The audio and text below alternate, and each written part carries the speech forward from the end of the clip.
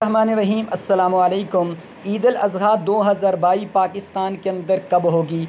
तो इस लिहाज से जो 29 जून है उस दिन यानी कि बरोज़ बुध को चाँद नज़र नहीं आ सकता, क्योंकि चाँद कराची पेशावर के अंदर 4-5 डिग्री होगा और चाँद 9 डिग्री पर हो तो मुश्किल से नज़र आता है। इस लिहाज से 30 जून बरोज़ जुमरात को कराची में चाँद की ऊंचाई 14 डिग्री होगी और पेशावर में 13 डिग्री होगी। बआसानी के साथ 30 जून बरोज़ जुमरात को चाँद नज़र आ जाएगा और 30 जून बरोज़ जुमरात को चाँद नज़र आने के बाद इंशाअल्लाह अज़ीज़ बरोज़ जुम्मतुल मुबारक को यकम ज़िलहज्जा होगी और इस एतबार से 10 जुलाई बरोज़ इतवार को ईद अल अज़हा मनाई जाएगी। यानी यकम ज़िलहज्जा बरोज़ जुम्मतुल मुबारक यकम जुलाई को होगी और ईद अल अज़हा 10 जुलाई बरोज़ इतवार को होगी। वीडियो अच्छी लगे चैनल को सब्सक्राइब कर दें। शुक्रिया।